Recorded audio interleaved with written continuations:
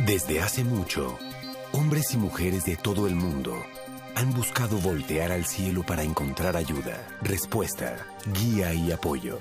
Con el paso del tiempo y el aumento de la conciencia a través de la observación, estas señales celestes comenzaron a ser descifradas. Los hombres y mujeres que se dieron a la tarea de observar los cielos y la tierra encontraron las claves que regían a los mortales. El hombre logra penetrar los misterios de la naturaleza y sus leyes. Observa el cosmos y el movimiento de las estrellas. Cuando el universo irradia su fuerza manifestándose, ¿qué acontece en el hombre? ¿Será que este universo, según la teoría de la gran explosión, se quedó en un modelo científico que lo explica? ¿O su expansión alcanzó parámetros no medibles en nuestros universos personales? ¿Será que tanto nuestros micros, así como nuestro macrouniverso, es una creación conjunta de una inteligencia superior que todo lo rige, que todo lo alcanza? ¿Existirá ese momentum al que alude la ciencia, en el que el Génesis dio paso al entendimiento humano? La versión clásica u ortodoxa es que antes del Big Bang no había nada. No había ni espacio ni tiempo. Y el espacio y el tiempo se crearon en el Big Bang, que es el principio de todo. Después que apareció este concepto de la energía oscura, ya no puede ser así. Está claro que no puede ser así. Digamos, porque esta energía oscura tiene que haber estado antes del Big Bang. Si existen universos paralelos al que nosotros creemos conocer, entonces ya no seríamos habitantes de un universo, sino de un multiverso. De que en realidad hay múltiples universos. Y en realidad una cantidad infinita de universos. ¿Seremos nosotros también parte de ese multiverso o solo será una creación mental? Lo que nos lleva a la reflexión de que no estamos solos en esta gran familia de estrellas, galaxias y constelaciones. Si nosotros pudiéramos ser creadores de universos, ¿cómo serían estos? ¿Es acaso este gran escenario celeste brillante el lugar donde nosotros podemos desplegar nuestro rol en la Tierra, la misión intrínseca de cada uno? La confianza es certeza, y esta nos señala el camino hacia el proceso de ensoñar para luego tomar decisiones. Si queremos ser capaces de enlazar esta trilogía en nuestra cotidianidad, debemos desplegar también nuestra capacidad creativa, la misma con que se creó el universo, porque como es adentro, es afuera.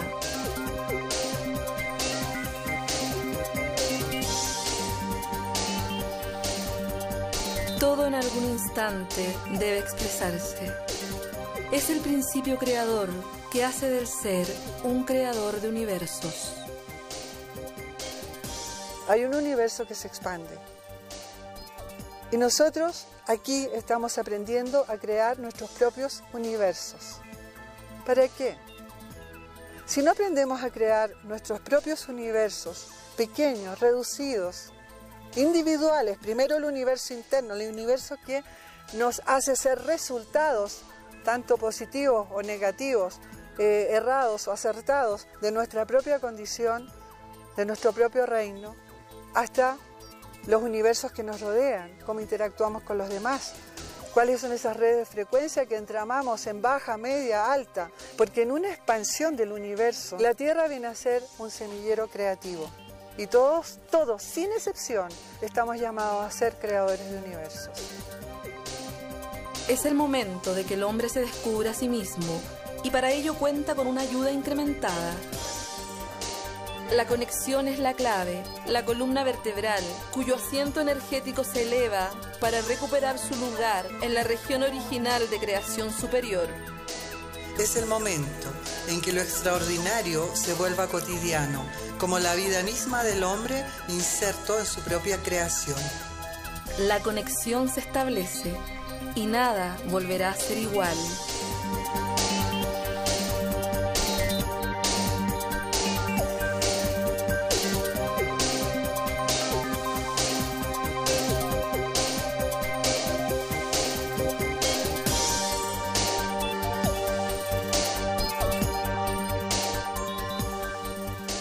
En la década de los 80, mientras la comunidad científica debatía sobre la existencia de un tipo muy misterioso de energía, en los Andes del norte de Chile, en pleno desierto de Atacama, una mujer guiada por un sueño buscaba un lugar en las montañas. Pero, ¿cómo se relacionan estos dos acontecimientos? Fresia es periodista, máster en artes y escritora. Hace 30 años partió en una aventura que la conectó en Francia con la cuna de una instrucción espiritual y con una misión que la hizo abandonar su vida en la ciudad. El lugar indicado fue Paniri, un pequeño oasis en las faldas del volcán del mismo nombre en la frontera de Chile y Bolivia.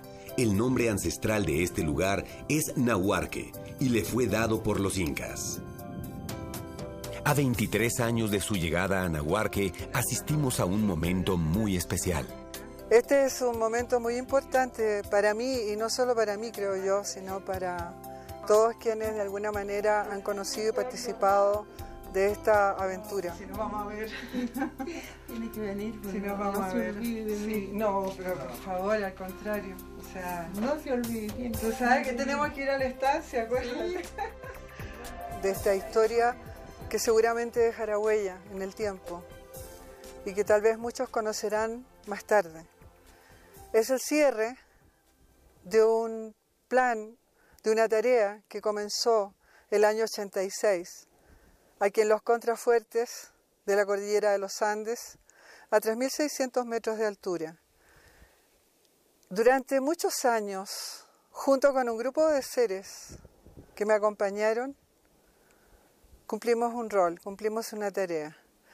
Frente a un cerro, conocido como un cerro tutelar y conocido como el cerro sagrado más importante de la región del desierto de Atacama. Un lugar donde no llegaba prácticamente nadie, sino solamente los lugareños, que venían a hacer pastar a sus animales y también a sembrar. Cuando nosotros llegamos, hubo un sueño de una pastora de acá, que tenía un cargo dirigente dentro de la comunidad. Y ella sueña que sus guías le decían: van a llegar unos hombres blancos a este lugar y hay que abrirlo para ellos. Fresia nos relata que una de las señales que determinaría el lugar donde debían instalarse se relacionaba con la Virgen Negra. Y el propósito tenía que ver con esto de este cerro sagrado, de este lugar conocido como Nahuarque, ¿no? Tenía una historia ancestral que debía ser revivida, que no es un lugar de poder como muchos que hoy en día se encuentran, lugares de energía, lugares que mucha gente en peregrinación o en trabajos especiales realiza. Esto se trataba de algo de mayor envergadura, era rescatar un vórtice ascensional planetario. Significaba años de trabajo en este lugar. Se nos dijo que teníamos que buscar un lugar donde estaría la Virgen de Guadalupe instalada. Hasta llegar a este lugar y darnos cuenta justamente que cerca de acá se veneraba la Virgen de Guadalupe de Iquina, que es una Virgen morena. Primera señal, estábamos en el buen camino. Los pueblos aymaras que habitan esta zona y gran parte de Bolivia son los descendientes de Tiahuanacu, una civilización de origen indeterminado que surgió al borde del lago Titicaca hacia el siglo II. Los Tiahuanacu fueron grandes astrónomos y todos sus templos y ciudades estaban orientados hacia los ciclos del universo. La cosmovisión y la espiritualidad andina provienen de aquí. Supimos que la Virgen Negra no se había aparecido, esta Virgen de Guadalupe, en Iquina, que es el lugar donde hoy día se venera, sino que habría sido su primera aparición en este lugar. Una de las deidades andinas es la Pachamama. Para ellos representa lo oscuro, lo no creado aún, la fertilidad. Los andinos la vinculaban con ciertos cerros sagrados que tenían grandes poderes creativos y genésicos. El fervor religioso que se observa en las fiestas a la Virgen Negra de Iquina es solo la punta del iceberg del verdadero conocimiento andino con respecto al origen y al sentido de la existencia. Pero esta relación con la Virgen Negra no solo se da en Sudamérica. La idea o el concepto de la Virgen Negra como símbolo creacional y transformador se repite casi en forma calcada a lo largo de la historia y del planeta. Celtas, egipcios, ícono de los templarios. Los alquimistas de la Edad Media conocían perfectamente su simbología. El significado de la Virgen Negra es un significado simbólico. Simboliza el caos antes de la manifestación de la vida. El caos no como desorden, sino que el caos como lo oscuro, la matriz que aún no ha dado a luz. En la Europa medieval, las vírgenes negras fueron la versión cristianizada de un culto antiguo, anterior al cristianismo, tal vez céltico, pero quizás aún mucho más antiguo. Su significado es triple: popular y milagroso, cosmogónico y naturalista, espiritual y religioso. La Virgen Negra tiene un significado muy especial en los textos alquímicos. Los alquimistas buscaban hacer pasar la materia primordial, sustancia negra, a través de todo tipo de operaciones complicadas al estado de piedra filosofal, de catalizador que permite la gran transmutación. Cosmología física es la rama de la astrofísica que estudia el origen del universo. En 1998 se creó el nombre energía oscura para denominar a un tipo muy misterioso de energía presente en todo el universo. Einstein ya había intuido su existencia a través de su constante cosmológica, también conocida como constante de Einstein. Teóricamente se ha constatado que la energía oscura puede transformarse en materia oscura, la cual tiene un rol central en la formación de galaxias. Recientes investigaciones demostrarían que este tipo de energía sería anterior al origen del universo. Esta energía oscura se parece mucho a la constante cosmológica. De hecho, uno le puede medir la presión y la densidad. Y cuando compara la presión con la densidad, encuentra que tiene la misma forma que tendría la constante cosmológica de Einstein. O sea, es una propiedad del espacio. La versión clásica o ortodoxa es que antes del Big Bang no había nada. No había ni espacio ni tiempo. Y el espacio y el tiempo se crearon en el Big Bang, que es el principio de todo. Después que apareció este concepto de la energía oscura, ya no puede ser así. Está claro que no puede ser así. Digamos, porque esta energía oscura tiene que haber estado antes del Big Bang. Y generalmente el momento en que se produce el parto, que se produce la vida, entonces ya la Virgen Negra ha cumplido su rol. El símbolo de la Virgen Negra, tan antiguo como el hombre, podría estar vinculado incluso al origen del universo. ¿Cómo es posible entonces que los hombres sabios de la antigüedad conocieran esta capacidad creacional que simboliza si la ciencia recién comienza a investigarla? En esa simbología, en el proceso que genera la Virgen Negra como símbolo, en la historia de la Tierra, la Virgen Negra siempre aparece en lugares donde hay centros de poder muy grandes. La presencia de la Virgen Negra frente al cerro sagrado más importante de la zona representa el vórtice creacional, la conexión con nuestro origen energético. Por este motivo, Fresia decide que este sería el lugar desde donde trabajarían. El universo también fue cómplice. No fue casualidad que la energía de la Tierra se estuviera moviendo hacia esa zona del planeta. En 1986 se confirmó la nueva posición de la energía de la Tierra o Kundalini. Esta se trasladaba del Tíbet a los Andes del norte de Chile. Y así, Fresia se quedó en este lugar. Desde los primeros años comenzó a desarrollar una idea, una fórmula sobre cómo transmitir a otras personas esto que estaba alcanzando. Mientras que en otros lados del planeta comenzaba a hablarse del calentamiento global, Fresia iba encontrando sus propias respuestas en hechos simples y al mismo tiempo mágicos. Hasta comprender que todo era un proceso vibratorio en el que la frecuencia jugaría un papel clave.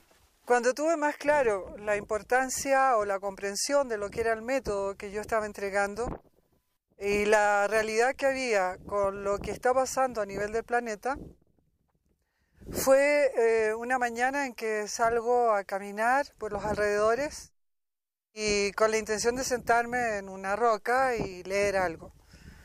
La noche anterior la temperatura había bajado ostensiblemente, estaba aproximadamente entre 15 a 20 grados bajo cero. Me siento en una roca y me pongo a leer cuando descubro que a mis pies hay una pocita de agua que se había congelado. Era dura como la piedra.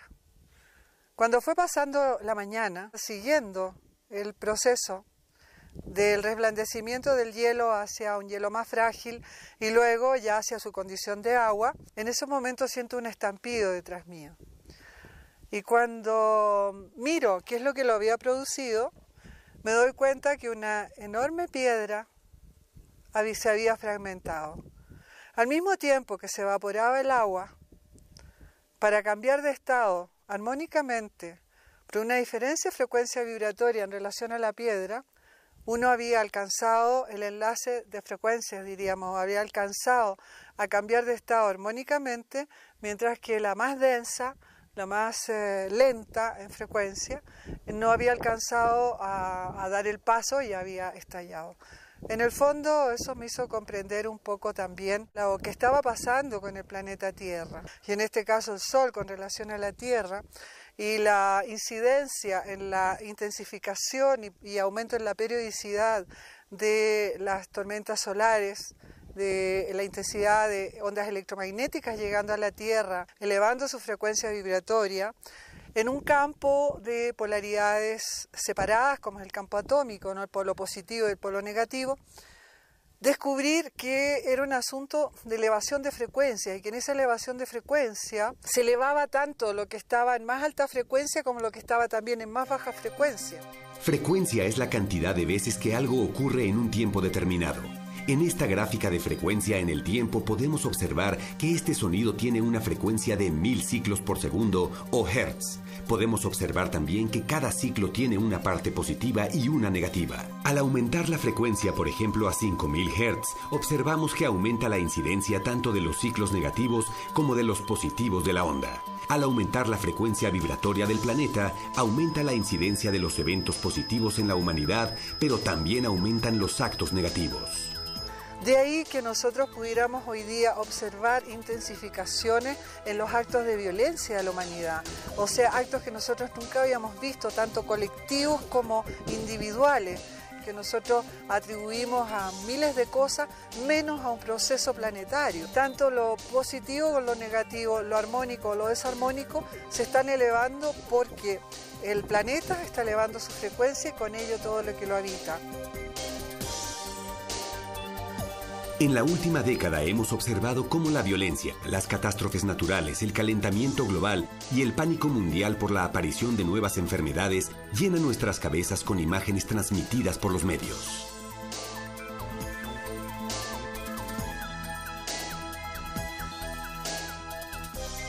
Sin embargo, el ciclo positivo de la onda debería ser tan visible como el negativo.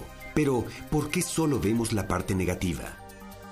La noticia que habla de violencia, que habla de elevaciones de frecuencia de cosas negativas en relación a todo lo maravilloso que también está ocurriendo en el planeta, pero que no es noticia. Lo positivo se manifiesta a través de miles de seres que están despertando hacia una nueva humanidad, no a través del sistema establecido, sino desde su propia conciencia, entregando las herramientas y la información para los nuevos tiempos que vienen.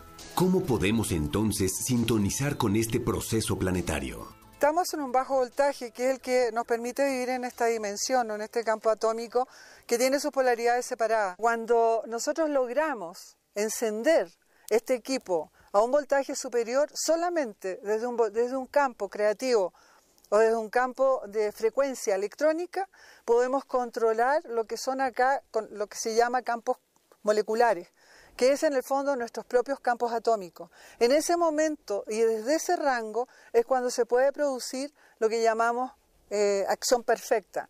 Pero para hacer ese encendido, nosotros tenemos que ir más allá de una barrera de frecuencia, de la barrera de frecuencia que nuestro propio proceso creativo ha ido alimentando. Y lo ha ido alimentando a través de nuestra memoria, de nuestro código ADN, que ha ido grabando todas las experiencias que hemos ido viviendo desde que el primer hombre está en esta forma de existencia, desde el primer ser de energía que se plasmó en la materia. Desde ese momento nosotros hemos ido registrando esto en nuestras memorias y eso es lo que se conoce como memoria humanidad. Toda nuestra historia como humanidad está guardada en la memoria genética o memoria humanidad. Es la que nos permite evolucionar como sociedad humana, tanto espiritual, científica y artísticamente, pero también nos ancla en esta forma atómica, nos limita y nos enferma. Es necesario entonces, antes de dar el próximo paso, liberarnos de esta memoria humanidad. Primero debemos aceptar que nosotros hemos creado la vida que tenemos, con lo bueno y lo malo, con aciertos y errores, en un mundo de polaridades separadas donde coexisten el bien y el mal, la felicidad y la tristeza, los encuentros y las despedidas. Cambiar el switch. Eso nos permitirá crear el mundo que queremos, partiendo desde lo más profundo de nosotros mismos. Nosotros creamos nuestros mundos, nosotros creamos nuestros universos, pero los creamos en co-creación, con una fórmula original que hemos perdido. Existe entonces otra memoria, profunda, primigenia, que nos impulsa hacia la comprensión de la existencia, el anhelo de la perfección. ¿Por qué los seres humanos buscamos la perfección en esta vida si nos dijeron que aquí nada es perfecto? Nadie busca lo que no conoce. Y nosotros en esta forma de vida buscamos perfección. Buscamos el amor perfecto, buscamos el trabajo perfecto, la familia perfecta, la relación perfecta, la salud perfecta. Y cuando algo de eso falla, entonces nos duele, entonces sufrimos, entonces nos decepcionamos, entonces nos frustramos. Entonces, si sabemos que aquí no existe lo perfecto, ¿por qué lo buscamos? La búsqueda de la perfección es parte de la esencia de la humanidad, a través del arte, la ciencia, la espiritualidad y en nuestra propia existencia. Esto es la memoria del origen. El anhelo de perfección tiene que ver con ciertas cadenas de información que permanecen grabadas energéticamente en cada uno de nosotros y que nos impulsan a ella. Esa perfección está en lo que se conoce como la memoria del origen. Y la memoria del origen es lo que se ha grabado en nuestros códigos ADN, pero que no son detectables ni desentrañables en frecuencias inferiores a la electrónica. Entonces, a través de la memoria energética podemos acceder a la información necesaria para crear en perfección. La memoria energética nos impulsa, pero ¿cómo accedemos a ella?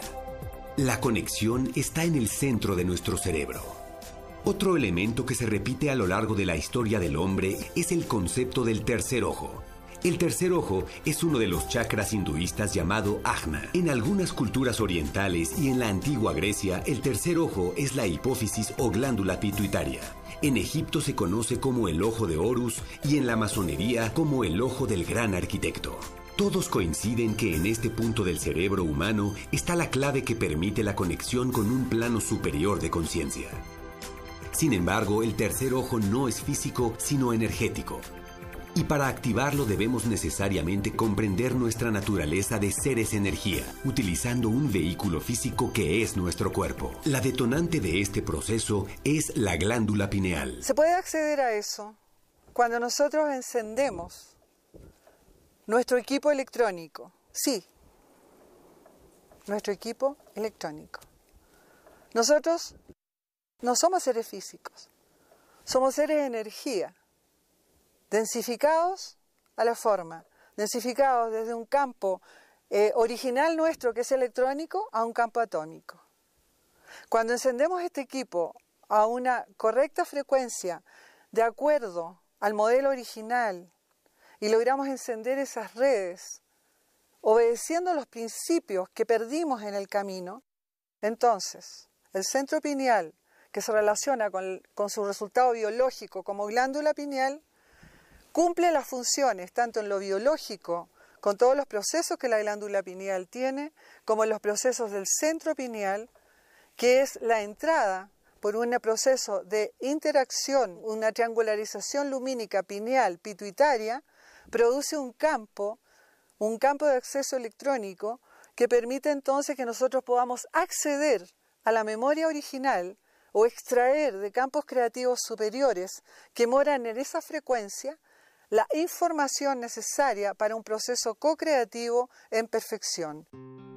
Podemos experienciar la perfección, observarla, sentirla, traerla de vuelta a este plano y expresarla en nuestra vida cotidiana. Entonces, ¿quiénes somos realmente?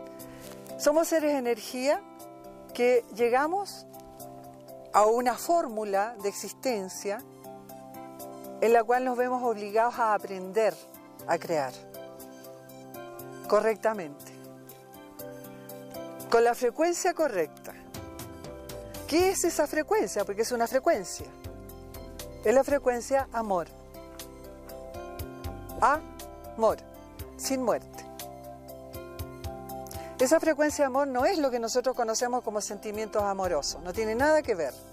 No es el amor del 10% que nosotros podemos expresar, como un foquito de 20 bujías, que más allá de un cierto límite ya no alumbra. Ese es nuestro potencial amoroso. Pero hay un fluido que viene desde la fuente generadora y que es capaz de absorberse y encenderse cuando se aplican las claves correctas y empieza el proceso de un aumento en el potencial amor.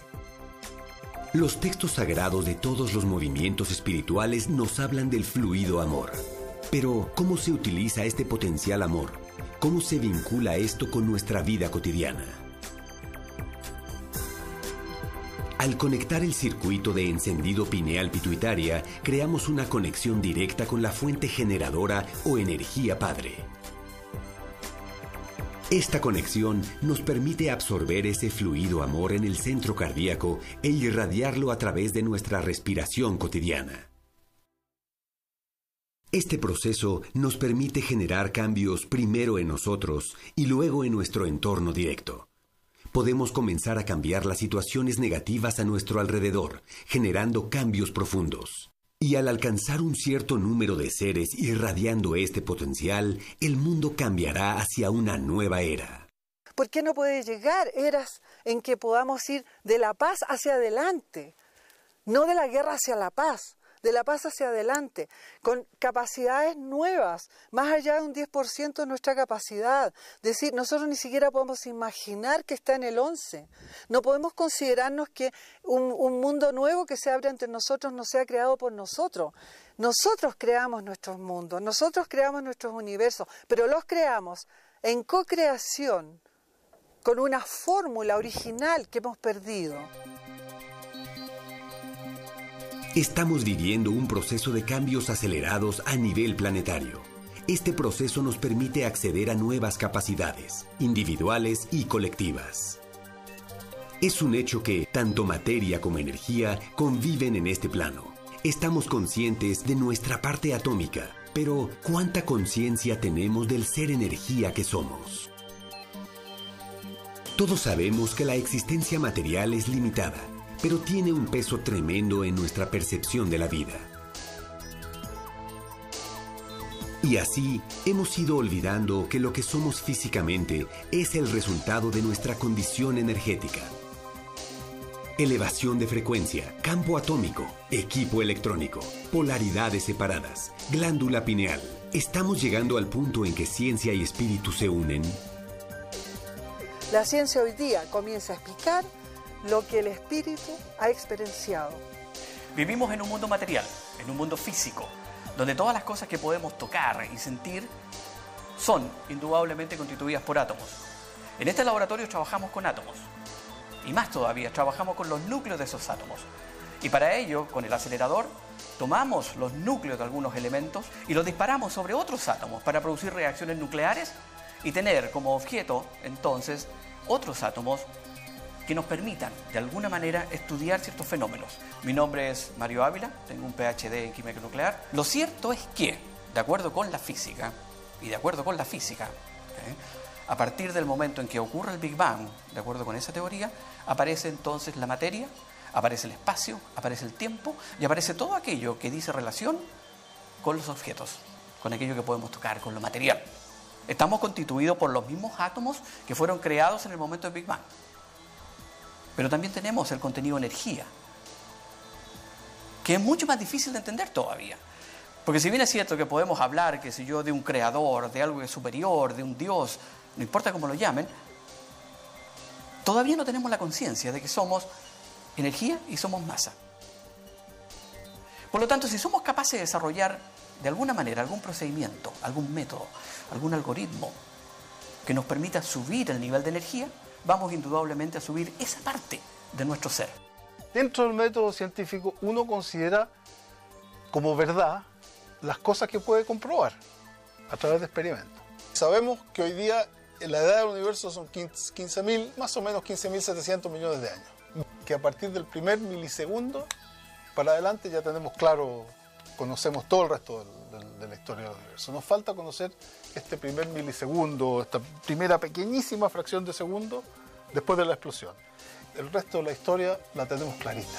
En el mayor acelerador de partículas jamás construido, en el subsuelo de 2 países europeos, buscan descubrir la partícula denominada bosón de Higgs, o partícula Dios. Van a encontrar una partícula que está perdida. Van a buscar el bosón de Higgs.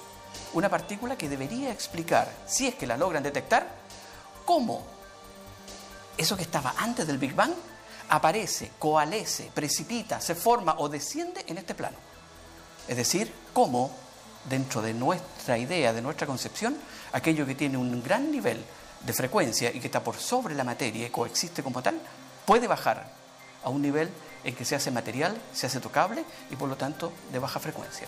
El bosón de Higgs nos explicará cómo se produjo el universo, de qué forma la energía precipitó en materia y cómo la materia puede volverse energía.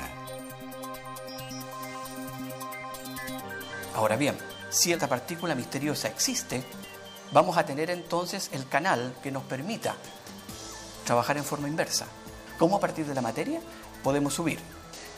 Aparentemente, la diferencia que hablaba Einstein entre materia y energía, que no es de clase sino de frecuencia, podría también estar operando en este caso. Si esta partícula nos enseña lo que había antes del Big Bang, podremos asomarnos a otro universo. Es decir, universos paralelos. Al parecer, nuestro universo ya no es infinito. Nuestro Big Bang, digamos, nuestro universo sería uno de estas burbujas de energía negativa que de repente hizo explosión. En realidad hay múltiples universos. Y en realidad una cantidad infinita de universos. Y nosotros aquí estamos aprendiendo a crear nuestros propios universos. ¿Para qué? Si no aprendemos a crear nuestros propios universos, pequeños, reducidos, individuales, primero el universo interno, el universo que nos hace ser resultados, tanto positivos o negativos, errados o acertados, de nuestra propia condición, de nuestro propio reino, hasta los universos que nos rodean, cómo interactuamos con los demás, cuáles son esas redes de frecuencia que entramamos en baja, media, alta, porque en una expansión del universo nosotros estamos destinados a ser creadores de universos. Y la Tierra viene a ser un semillero creativo. Y todos, sin excepción, estamos llamados a ser creadores de universos. Las constantes universales aparecen con el Big Bang y determinan cuál debía ser la velocidad de la luz, la intensidad de la fuerza de gravedad y qué carga debería transportar un electrón. El universo, tal y como lo conocemos, depende en gran medida del valor de este puñado de números. ¿Será entonces que existe alguna energía o creador superior que habita en un plano de existencia incomprensible para nuestro intelecto? Las constantes de la física tienen que tener alguien o algo, las tiene que haber ajustado con mucha precisión al valor que tienen. Las varías por fracciones bastante pequeñas. Entonces ya te encuentras con que la vida no es posible porque no hay suficiente, la atracción de gravedad, por ejemplo, no es suficiente fuerte como para producir planetas, o los planetas se forman demasiado tarde, cuando las estrellas ya son demasiado frías. Hay una serie de factores que tienen que confluir para que 15.000 millones de años después haya un planeta donde hay vida. A lo mejor hay más, pero nosotros conocemos uno. Hay un universo que se expande. En el Oriente se conoce como el aliento de Brahma. Se habla de que estamos en el tiempo de la aspiración de Brahma. Ahora, en la ciencia, el universo se expande. Entonces el universo está acelerando. Es curioso, ¿verdad? Y no es que haya estado siempre acelerando, empezó a acelerar hace relativamente poco, en escalas cósmicas. Los antiguos aymaras decían, como es arriba, es abajo. Y como es abajo, es arriba. Así que uno no se extraña que el mundo también esté acelerando, porque el cielo está acelerando. Así como la Tierra está elevando su frecuencia, está ascensionando, nosotros también estamos ascensionando con ella. Uno de los millones de planetas que hay en el universo es este, la Tierra, el nuestro. Y como proviene de una cuna vibratoria, el Big Bang, indudablemente tiene su propia frecuencia. Los músicos nos hablan de las octavas. Los astrónomos crearon toda una explicación del universo en función también de las octavas. De alguna manera tenía que ver un reflejo de lo que ellos percibían a través de su propia concepción y de lo que en ese momento se sabía, de que el planeta y el universo entero tiene su propia frecuencia. ¿Qué vemos hoy día? Que esa frecuencia no es aislada, que puede combinarse indudablemente con otras frecuencias. Y hay una suma de frecuencias como un concierto que indudablemente en este momento nuestro planeta y todos los seres que en ella habitan están tocando. ¿Qué ocurre entonces cuando alguien trasciende? ¿Qué ocurre cuando se da la posibilidad de aumentar de frecuencia? Indudablemente subimos a una octava superior. Y esa octava superior indudablemente me lleva a toda la orquesta, que somos todos los que integramos este sistema vivo que es nuestro planeta, para un nivel superior de vibración y por lo tanto de conciencia. Y eso significa que todas nuestras potencialidades, todas nuestras capacidades se están intensificando, tanto como veíamos antes, tanto como las órdenes o las intenciones creativas o los actos creativos del ser pueden ser tanto negativos como positivos o tanto errados como acertados. También hoy día, al intensificarse eso, también se intensifican nuestras propias potencias. Cada vez que aumentamos nuestro nivel de frecuencia, nuestro viaje se hace mucho más fácil, nuestra comprensión del entorno se hace mucho más clara y obviamente todos mejoramos nuestra nave espacial. Somos capaces de crear nuevas fórmulas de existencia, estamos recuperando capacidades que ni siquiera sospechábamos que teníamos, gracias justamente a este proceso de elevación vibratoria. Desarrollando la glándula pineal, tenemos la posibilidad de acceder a planos de conciencia y a planos de energía que son vibratoriamente superiores. Y somos capaces entonces de experienciar fenómenos y situaciones que no son dadas en cuanto a materia, sino que aparecen como manifestaciones de la parte energética. Elevar nuestro nivel vibracional a través de cualquiera de los mecanismos posibles no puede sino elevar entonces el nivel vibracional de todo el universo y por consiguiente del planeta. Elevar nuestra conciencia a un nivel superior. ¿Es esto posible? ¿Cuántos niveles de conciencia existen en este plano de existencia? Hay un pensador que se llama Korzybski, no sé si alguna vez has visto, que tiene la teoría general de todo. Entonces Korzybski, él habla de niveles de abstracción. Así que nosotros los seres humanos existimos en varios niveles de abstracción. Lo traduje a niveles de conciencia. En el primer nivel de conciencia, los seres toman conciencia de que tienen instintos. Tenían hambre, que tenían rabia no, instintos.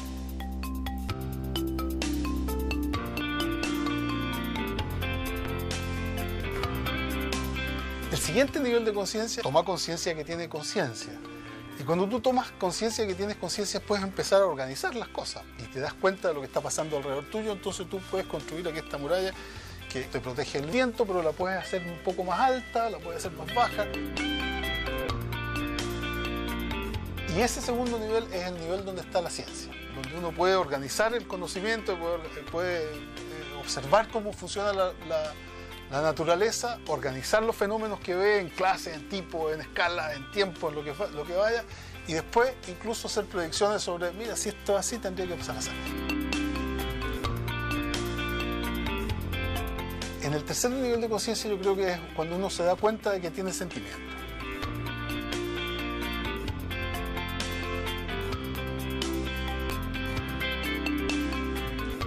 Que se da cuenta de que existe un sentimiento que es el amor.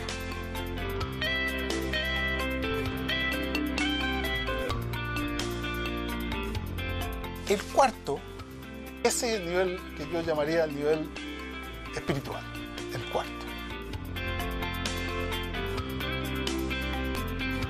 es en el nivel de conciencia en el que uno se da cuenta de que todo es uno.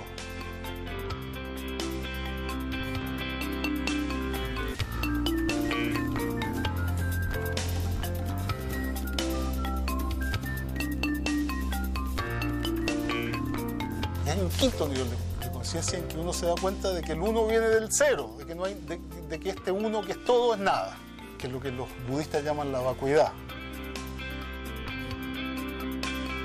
Los científicos estamos por allá abajo, en el 2. ¿Y qué mejor conciencia podemos tener que proteger, hacer que nuestro sistema, nuestro planeta, nuestro entorno esté cada día más limpio, que tengamos menos contaminación, que la forma de trabajo sea mucho más humana, por así decirlo, que cada uno de los integrantes de la sociedad humana no tenga hambre, que podamos obviamente tener recursos mínimos para nuestros hogares, para nuestra alimentación, para nuestra medicina, que seamos capaces de desarrollarnos y hacer en esta superficie de este planeta lo que originalmente vinimos y que se nos olvidó muy rápidamente porque el descenso del hombre fue demasiado brutal. Al final, todo es de una simpleza maravillosa. Es tan simple, aunque lo simple no siempre es sinónimo de fácil.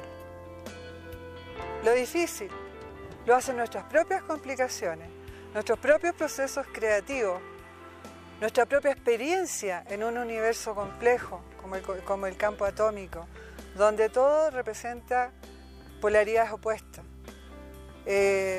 dificultades, ¿no?, para alcanzar ciertos logros, desafíos, en fin. Sin embargo, todo es simple, todo depende desde dónde lo vivamos.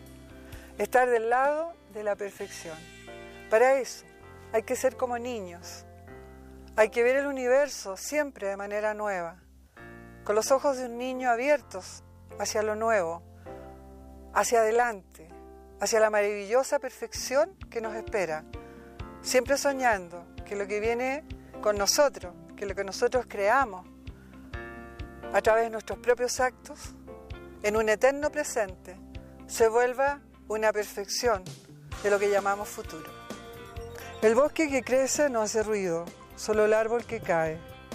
Creo que eso es lo que estamos viviendo nosotros hoy. Hay un bosque que crece silencioso y solo notamos el árbol que cae. Para que ese bosque se expanda cada vez más, entonces es tarea de cada uno de nosotros. Es aprender a crear con amor.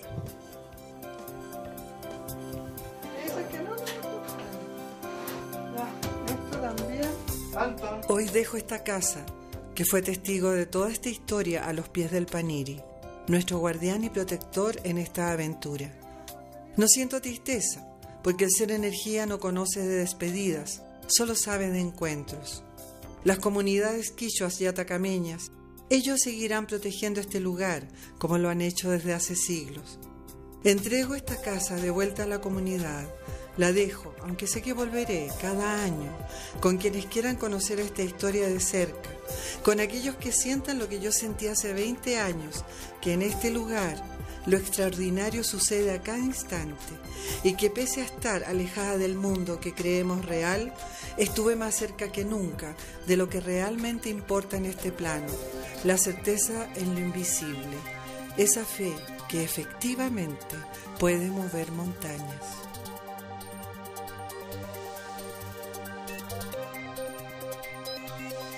En el infinito, todas y cada una de las cosas incluyen simultáneamente a todas las otras cosas.